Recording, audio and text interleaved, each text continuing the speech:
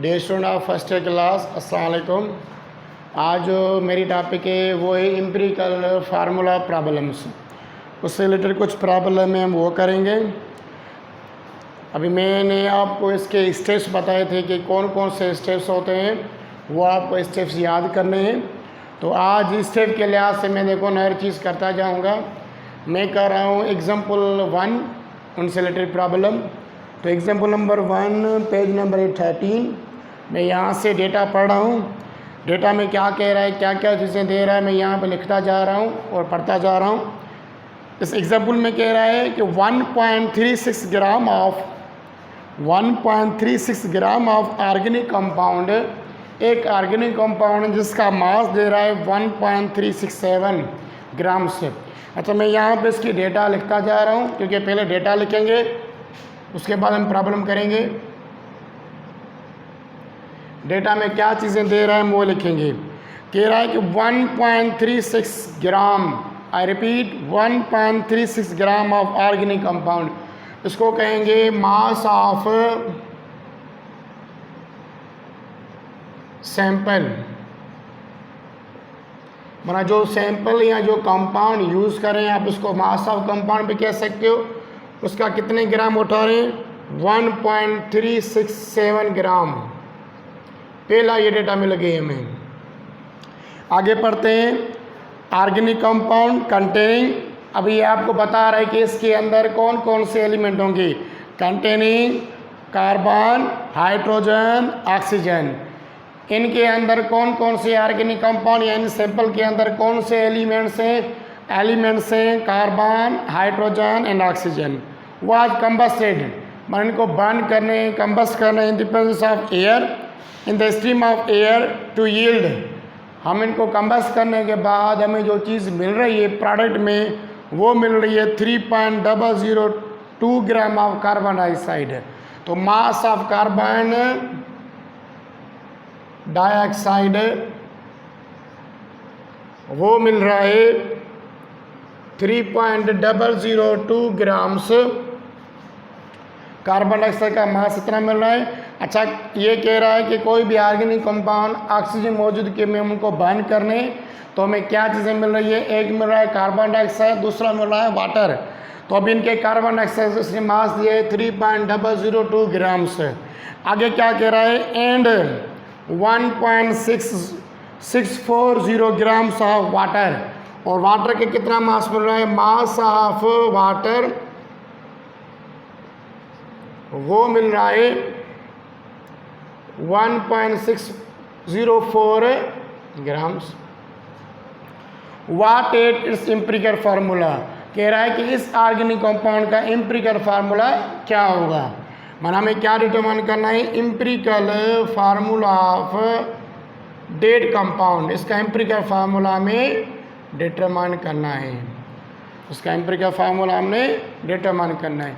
ये इसने डेटा दिए और डेटा के मुताबिक हम इनको प्रॉब्लम को करेंगे।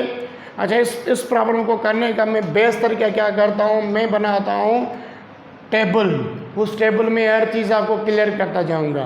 तो टेबल कैसे बनाएंगे, आप यहाँ पे टेबल लिखोगे, ड्रा करोगे, उस टेबल में आपको क्या क्या लिखना है स्टेप बाय स्टेप करोगे तो आपके लिए इजी होगा। तो मैं टेबल बना रहा हूँ, उस टेबल में सारे एलिमेंट आ जाएंगे जो लिखे हुए हैं।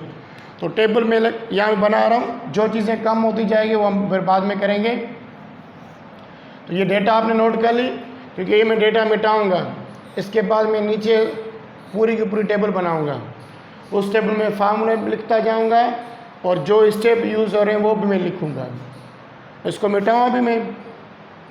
आपको ये डेटा में लिखना है जो मैंने यहाँ पे लिखा है, मास ऑफ सैंपल जो मिला हुआ है यहाँ पे लिखा है।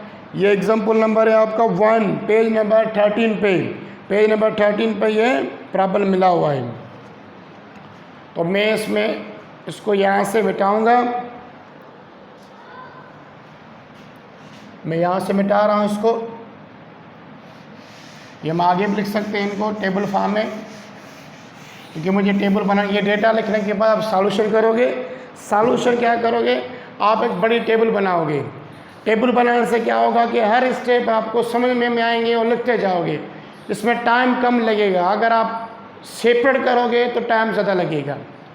अभी टेबल बनाओगे, टेबल में क्या क्या चीज़ें लिखनी है आपको। पहले नंबर में आपको टेबल में लिखना है कि एलिमेंट्स, ऐसे टेबल बनाओगे।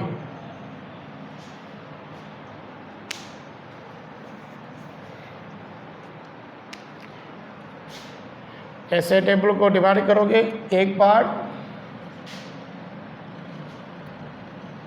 ये हो गया हाइड्रोजन, कार्बन और ऑक्सीजन, ठीक है। ये हमारी टेबल बन गई। इस टेबल के पहली सीरीज में क्या लिखोगे, हमें पता है कि हमने स्टेप्स पढ़े थे एम्पिरिकल फार्मूले के। एम्पिरिकल फार्मूले का पहला स्टेप क्या होता है, वी कैलकुलेट द एलिमेंट्स। हम एलिमेंट्स काउंट करेंगे कि एलिमेंट कौन कौन से होते हैं। तो फर्स्ट इसका जो स्टेप होता है वो कौन सा होता है सर, पहला जो स्टेप होता है मैं यहाँ पे लिख रहा हूँ, ये पहला टेबल, पहला इस बॉक्स बना रहा हूँ। पहली सीरीज में फर्स्ट हमारा स्टेप क्या होता है, we calculate the elements, we determine the elements. आपको वो जो डेटा देगा उस डेटा में एम्पिरिकल, उस डेटा में एलिमेंट एनी हाउ देगा। तो इस पहले बॉक्स में आपको क्या लिखना पड़ेगा, इस पहले बॉक्स में यहाँ पे पहले नंबर में लिखना पड़ेगा, इधर लिखोगे एलिमेंट्स। इस कंपाउंड में कौन कौन से एलिमेंट्स है, देखो पहला स्टेप लिख रहा हूँ। तो इस कंपाउंड में एलिमेंट है, आपको बुक वाला बता रहा है कार्बन, हाइड्रोजन एंड ऑक्सीजन। तो इधर लिखोगे आप कार्बन इस बॉक्स में। यहाँ पे हमने सीरीज नंबर 1 में एलिमेंट कौन कौन से वो लिखने। दूसरा यहाँ पे लिखोगे हाइड्रोजन, तीसरा यहाँ पे लिखोगे oxygen. Hydrogen denote by H, oxygen denote by O and carbon denote by C। ऐसे ये आपको यहाँ पे लिखना है। पहला स्टेप जो हमने क्या डिटरमाइन किया है, पहले स्टेप में हमने क्या लिखा वो आपको इस टाइम बताया हुआ है। First we write down the elements, कौन कौन से एलिमेंट मौजूद हैं। सेकंड स्टेप आपको अगर आपने पढ़ा होगा तो we calculate the mass of elements by using the mass of compounds. अभी हमने पहले आपको डेटा में बताया है। तो सेकंड स्टेप में क्या लिखना पड़ेगा, ये मैं सेकंड स्टेप के लिए बॉक्स बना रहा हूं ऐसे। तो सेकंड स्टेप में हमें डिटरमाइन करेगा कितना पड़ेगा, मास ऑफ एलिमेंट्स। अभी आपको बुक वाला क्या दे रहा था, आपको बुक वाला दे रहा था mass of carbon dioxide and mass of hydrogen water. आपको क्या करना है, इन दोनों का मास यूज करके आपको कैलकुलेट करना है मास ऑफ कार्बन। कार्बन का मास डिटरमाइन करोगे फ्रॉम कार्बन डाइऑक्साइड, ये आपको पहले बता रहा हूँ। कार्बन का मास डिटरमाइन करोगे bye using the mass of carbon dioxide and hydrogen का मास डिटरमाइन करोगे बाय यूजिंग वाटर। और इसको छोड़ देना है, ये आप डिटरमाइन ना करो तो कोई फर्क नहीं पड़ेगा, आगे परसेंटेज में निकल जाएगा। अगर आप कह रहे हो कि सर मुझे डिटरमाइन करना है तो इसका मास, वाटर का मास और इन दोनों का यूज़ करके आप कर सकते हो।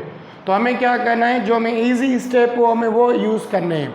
तो कार्बन का मास डिटरमाइन करने के लिए से किसका मास यूज़ करना पड़ेगा, कार्बन डाइऑक्साइड का। हाइड्रोजन का मास डिटरमाइन करने का हमें क्या यूज़ करना पड़ेगा, मास ऑफ हाइड्रोजन। तो मैं यहाँ पे इनके फार्मूला लिख रहा हूँ।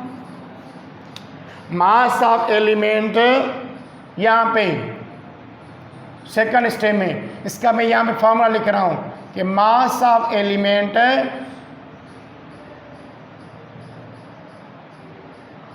बराबर होगा 1 मोल ऑफ एलिमेंट। ठीक है, अगर एलिमेंट की बात करो एटॉमिक रेशियो देखो, कार्बन डाइऑक्साइड में कार्बन का कितना रेशियो है सर, 1 रेशियो है। तो मैं कार्बन डाइऑक्साइड के लिए लिखूंगा कि मास ऑफ कार्बन, देखो एक यहाँ पे देखना है कार्बन का कितना रेशियो है, कार्बन के अंदर 1 मोल के लिहाज से 1 है, इधर 1 के लिहाज से। तो यहाँ पे लिखेंगे 1 मोल ऑफ, यहाँ पे सिंपल लिखो मोल ऑफ एलिमेंट डिवाइड बाय, थोड़ा क्लियर करके लिखूं, मोल of element divide by mole of, अगर कार्बन डाइऑक्साइड यूज करो तो कार्बन डाइऑक्साइड लिखोगे, तो मोल of compound divide bye given mass, divide by given मास। अभी मैं इसका लिख रहा हूं तो इसका फार्मूला क्या होगा? सर इसका फार्मूला होगा, अगर मुझे कार्बन का डिटरमाइन करना है तो मैं लिखूंगा मास ऑफ कार्बन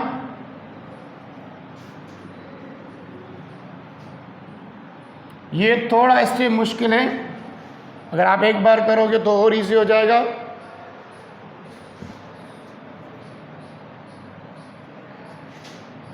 मैं यहाँ पे लिखूँ फार्मूला, ये आपको एक बार यहाँ पे लिखना है, फिर यहाँ मैं इधर समझाने के लिए बार बार लिख रहा हूँ। तो लिखोगे मास ऑफ कार्बन, तो मास ऑफ कार्बन का फार्मूला होगा 1 मोल ऑफ कार्बन, क्योंकि कार्बन डाइऑक्साइड में एक रेशो के लिहाज से कार्बन मिल रही है, divide by 1 mole of carbon dioxide multiply by given mass of carbon dioxide. तो भाई ये स्टेप हो गया, ये आपको फॉर्मूला लिखना है। मास ऑफ कार्बन डिटरमाइन करने के लिए कौन सा फॉर्म लिखना पड़ेगा? 1 मोल कार्बन के अंदर कितना मास होता है ग्राम के लिहाज से, 1 मोल ऑफ कार्बन डाइऑक्साइड के पास ग्राम के लिहाज से कितना इनका होता है, तो वो लिखेंगे। इसका भी लिखना पड़ेगा मास ऑफ हाइड्रोजन, वो बराबर होगा,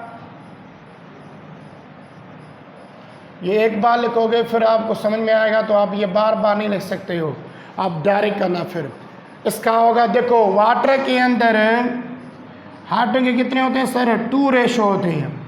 कितने होते हैं? 2 रेशो। तो आपको लिखना पड़ेगा 1 रेशो नहीं लगे, आप लिखोगे 2 moles of carbon, hydrogen divide by 1 mole of water multiply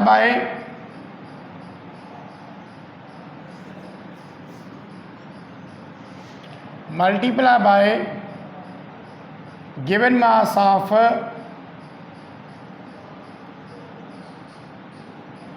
water. इसको आप ऐसे लगा दो, क्योंकि हमें इसको डिटरमाइन नहीं करना, क्योंकि आगे ये पर्सन में मिल जाएगा। अभी हमें मिला हुआ है कार्बन डाइऑक्साइड का, मैंने आपको डेटा में लिखवाया कि कार्बन डाइऑक्साइड का जो मास है वो है 3.002 और वाटर का कितना है 1.640। तो अभी सेकंड स्टेप में क्या करेंगे, मैंने करवाया हुआ है, सेकंड स्टेप में करेंगे मास ऑफ एलिमेंट। उनके लिए फार्मूला कौन सा होगा? Mole of element respect to compound divide by mole of compound. Mole of compound जो उनका मोल के लिहाज से होगा multiply by given mass of compound. Given mass किसका? कंपाउंड का कितना मिल रहा है हमें वो लिखना है, वो हमें डेटा में देगा। अभी हम वैल्यू पुट करें, हमें वैल्यू पुट करना पड़ेगा। यहाँ पर लिखेंगे मास ऑफ कार्बन बराबर होगा, अभी 1 मोल ऑफ कार्बन, 1 मोल में कार्बन के कितने ग्राम होते हैं, यह आपको मैंने प्रीवियस लेक्चर में पढ़ाया हुआ है। एक कार्बन में कार्बन के होते हैं 12 ग्राम, 12 ग्राम होते हैं। तो इसकी जगह लिखना पड़ेगा 12 ग्राम, क्योंकि हमें मास ऑफ कार्बन चाहिए किसमें? ग्राम्स में। और 1 मोल कार्बन डाइऑक्साइड के अंदर कितने ग्राम्स होते हैं? 44 ग्राम्स। ये आपको पढ़ा चुका हूँ मैं प्रीवियस लेक्चर में, तो यहाँ पे 44 लिखना पड़ेगा। Multiply by given mass of carbon dioxide में कितना दिया गया है, जो डेटा में लिखवाया, गिवन मास दिया गया था 3.002 ग्राम्स, राइट। ये मिला हुआ था ना में। हम आगे करें, आगे किसका करें? अब इनको सॉल्यूशन करोगे, सॉल्यूशन करने के बाद मास ऑफ कार्बन जो मिलेगा आफ्टर सॉल्यूशन, इनको सिंपलीफाई करने के बाद जो इनका मास मिलेगा किसका, कार्बन का, वो मिलेगा 0.819 ग्राम से। क्लियर हो गए पॉइंट कि जब इसको सॉल्यूशन करोगे, सिंपलीफाई करोगे, मैं दोबारा रिपीट कर रहा हूँ, मास ऑफ कार्बन कहाँ से डिटरमाइन करें, bye using the given mass of carbon dioxide. हमें ऐसा नहीं है कि कार्बन डाइऑक्साइड, कार्बन का मास डिटरमाइन करने के लिए वाटर को यूज़ करें, क्योंकि वाटर के अंदर कार्बन तो होती नहीं है। हमें वो कंपाउंड उठाना पड़ेगा जिसके अंदर वो एलिमेंट मौजूद हो। कार्बन डाइऑक्साइड क्यों यूज़ किया, क्योंकि कार्बन डाइऑक्साइड के अंदर कार्बन की एटॉमिक रेशो मौजूद है। तो इसलिए देखो 1 मोल ऑफ कार्बन, ये फार्मूला लगेगा, ये फार्मूला नोट भी कर लो, बहुत क्लियर हो जाएगा। 1 mole of carbon divide by 1 mole of carbon dioxide. 1 मोल में कार्बन के कितना मास होता है, 12 ग्राम होता है। 1 मोल कंटेंट ऑफ कार्बन के अंदर कितने होते हैं, 12 ग्राम। 1 मोल ऑफ कार्बन ऐसे कितने होते हैं, 44 ग्राम्स। और गिवन मास इसका कितना दिया है, 3.002, जो आपको मैंने डेटा में अभी लिखवाया। इनको सिंपलीफाई करोगे तो आपका मास ऑफ कार्बन यहाँ इस मुताबिक, डेटा के मुताबिक आएगा 0.819 ग्राम। अभी मास ऑफ किसका, हाइड्रोजन का डिटरमाइन करें तो मास ऑफ हाइड्रोजन बराबर 2 मोल कंटेंट करेगा। 2 मोल कार्बन के अंदर कितने होंगे, 2 ग्राम्स होंगे। 1 मोल में 1 ग्राम्स आएगा, 2 मोल में आएंगे 2 ग्राम्स। तो यहाँ पे लगोगे 2 ग्राम्स है divide by 1 mole of water कितना होता है सर, 1 मोल ऑफ वाटर में होते हैं 18 ग्राम्स है, multiply by given mass of water कितना है, वो है 1.640 ग्राम। इनको सिंपलीफाई करोगे तो मास ऑफ हाइड्रोजन जो मिलेगा वो हमें मिलेगा 0.18 ग्राम। ये हमें ये डिटरमाइन नहीं करना, इसका बॉक्स बनाना है। अभी हमने स्टेप कर लिया, कौन सा स्टेप कर लिया, सेकंड स्टेप। हमने मास डिटरमाइन कर लिया, किस किस का मास डिटरमाइन कर लिया, mass of hydrogen and mass of carbon. Mass of hydrogen and mass of carbon. Oxygen का क्यों नहीं डिटरमाइन करने, क्योंकि इसके लिए रिस्पेक्टिव कंपाउंड नहीं दिया गया और दोनों में ऑक्सीजन है, इसके अंदर ऑक्सीजन है, वाटर के अंदर ऑक्सीजन है। अगर करना चाह रहे हो तो दोनों का मास यूज करके आप करोगे अलग अलग, फिर जमा करोगे तो वो मास, तो ये बड़ा स्टेप होता है तो हम इसको छोड़ देंगे, ये आगे परसेंटेज के लिहाज से सॉल्यूशन हो जाएगा। सेकंड स्टेप था हमारा मास ऑफ एलिमेंट्स। थर्ड स्टेप आपको लिखवाया था कैलकुलेट द परसेंटेज, याद आया कि third step empirical formula determine करने के लिए यूज होता है परसेंटेज ऑफ एलिमेंट। तो परसेंटेज ऑफ एलिमेंट का मैंने फार्मूला लिखवाया था, क्या लिखवाया था, मैंने कहा था कि जो हमें मास मिलेगा, मास of element divide by mass of sample, जो मैंने पहले लिखा था कि mass of sample multiply by 100, इसको मल्टीप्लाई करेंगे 100 के साथ। तो थर्ड स्टेप देखो, मैंने first step element, second step mass of element determine किया, third step calculate the percentage of dead और ये वाला ऑक्सीजन। तो हम करें अभी, तो हम करेंगे मास ऑफ कार्बन को यूज करके परसेंटेज ऑफ कैलकुलेट करेंगे। तो परसेंटेज ऑफ कार्बन होगी, उसको परसेंटेज में से सिंबल में लिख रहा हूं, क्लियर हो जाएगा।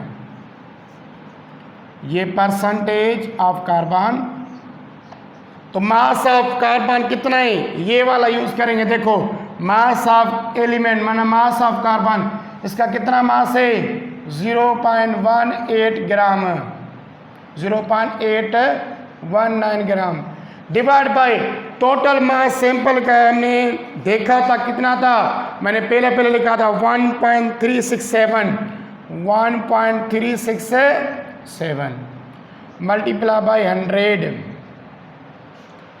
इसकी परसेंटेज निकालोगे तो परसेंटेज ऑफ कार्बन कितनी आएगी सर, इसको सिंपलीफाई करोगे तो परसेंटेज ऑफ कार्बन आएगी 59.9%। इसकी निकल गई परसेंटेज। इनको सिंपलीफाई करोगे, ये मास ऑफ एलिमेंट जो इसका जो यहाँ से ये इधर यूज़ किया, मैंने आपको पहले ही बताया था कि पहला स्टेप दूसरे स्टेप में यूज़ होगा, दूसरा स्टेप थर्ड वाले में यूज़ होगा, थर्ड वाला फोर्थ में यूज़ होगा। ये आपको पहले पढ़ा चुका हूँ। मास ऑफ का हाइड्रोजन डिटरमाइन करें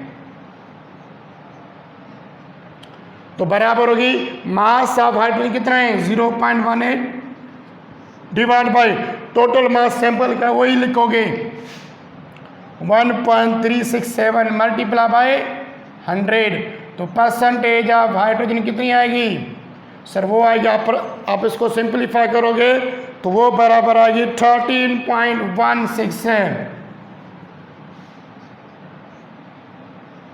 13.16 परसेंटेज।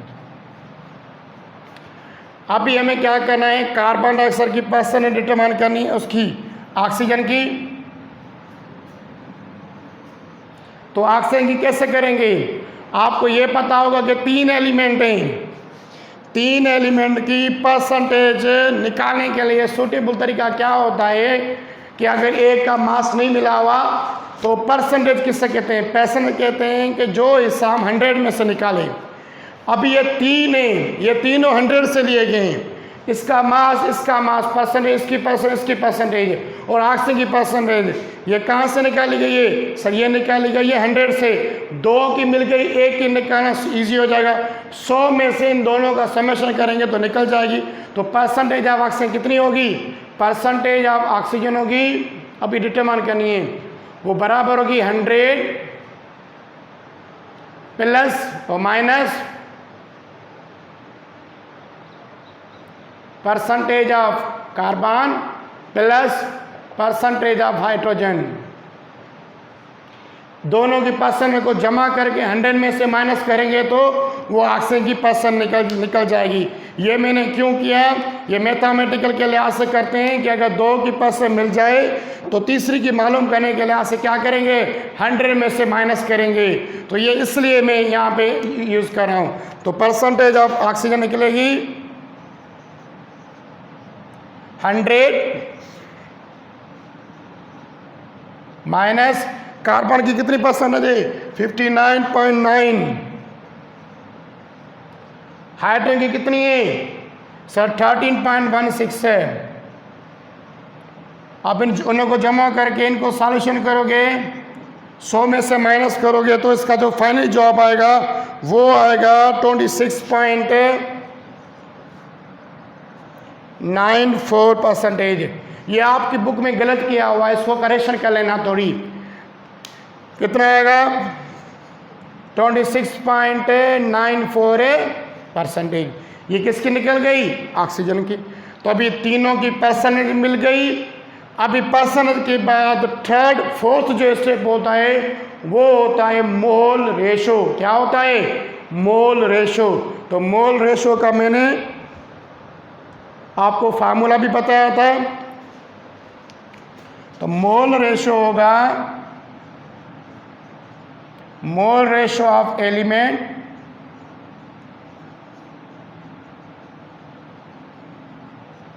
वो बराबर होगा percentage of element divide by atomic mass. अभी क्लियर आ गया होगा आपको? देखो ये वाला स्टेप एटॉमिक मास के साथ डिवाइड करेंगे उसकी परसेंटेज।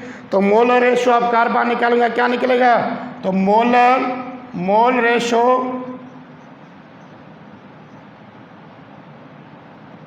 ऑफ कार्बन, क्योंकि कार्बन है तो कार्बन का परसेंटेज कितनी है इसकी? 59.9। मैं इधर फार्मूला लिखा तो अभी नहीं लिखूंगा। तो इसका एटॉमिक मास कितना है? 12। इनको सिंपलीफाई करोगे तो इसका जो मोलर रेशो निकलेगा वो निकलेगा 5। 5 को करोगे तो 60 माने 59.5 के लिहाज से। अभी मोलर रेशो किसका निकालें? हाइड्रोजन का। मोल रेशो ऑफ हाइड्रोजन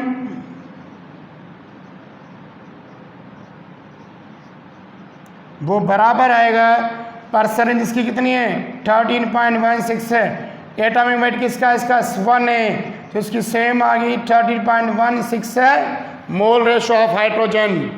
ये हाइड्रोजन का मोल रेशो हो गया।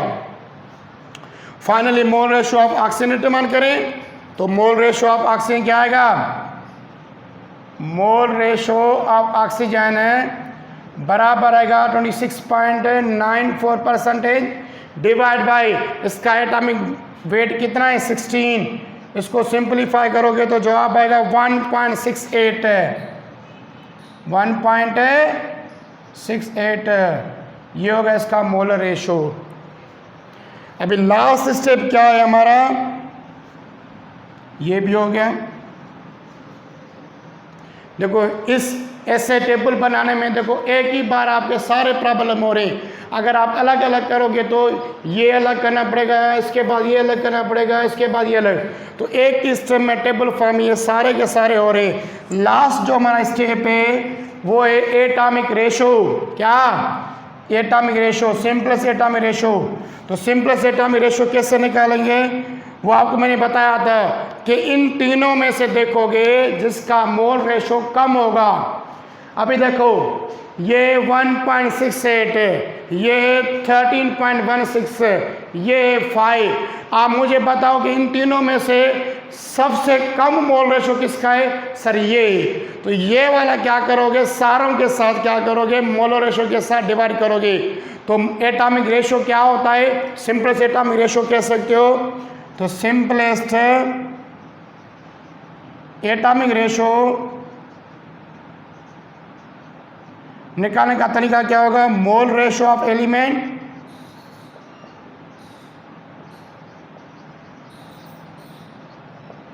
डिवाइड बाय, अभी इनमें से जो सिंपलेस्ट मोल रेशो होगा, तो सिंपलेस्ट कौन सा है, 5 है, नहीं सर ये बड़ा है, 30.16 है, सर ये बड़ा है, 1.68 बिल्कुल कम है।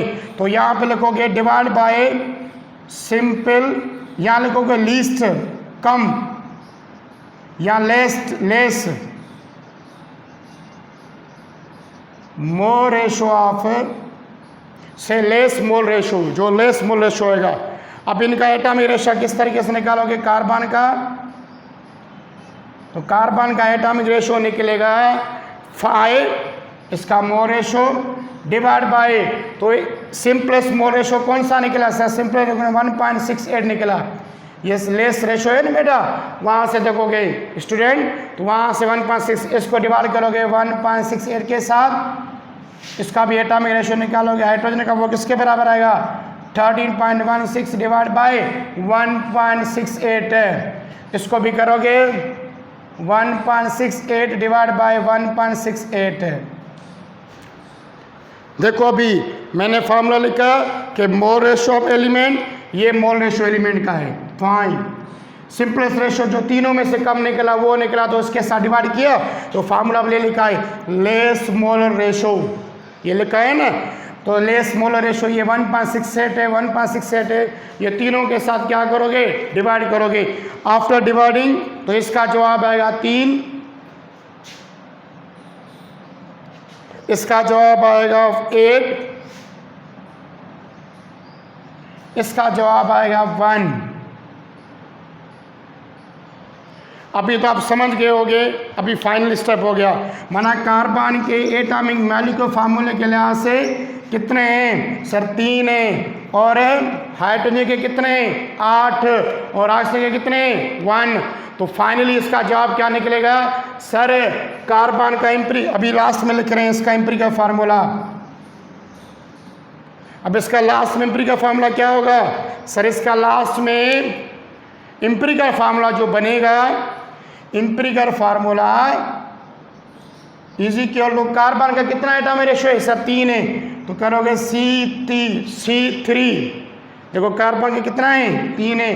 हाइड्रोजन कितनी है, हाइड्रोजन है 8, C8, और ऑक्सीजन कितनी है, ऑक्सीजन 1 है। देखो ये 3 कार्बन, ऑक्सीजन, हाइड्रोजन 8 और 1, तो ये इसका एम्पिरिकल फार्मूला इस कंपाउंड का, देखो हमने निकाल दिया फाइनली। तो ये आपको स्टेप याद रखना पड़ेगा। अभी भी अगर आपको कोई भी मसला और इस प्रॉब्लम में और भी प्रॉब्लम करेंगे, प्रोग्रेस टेस्ट में से भी उठाएंगे जो हम उनके प्रॉब्लम करेंगे। ये मैंने एग्जाम्पल करवाया, एग्जाम्पल के लिहाज से कौन कौन से स्टेप किए हमने। फर्स्ट एलिमेंट लिखा टेबल फॉर्म में, कौन कौन से एलिमेंट थे वो आपको बुक वाला बता रहा है। उसके बाद मास ऑफ एलिमेंट डिटरमाइन किया ये फार्मूला यूज़ करके। उसके बाद परसेंटेज, हर स्टेप दूसरे स्टेप के साथ इंटरकनेक्ट होगा।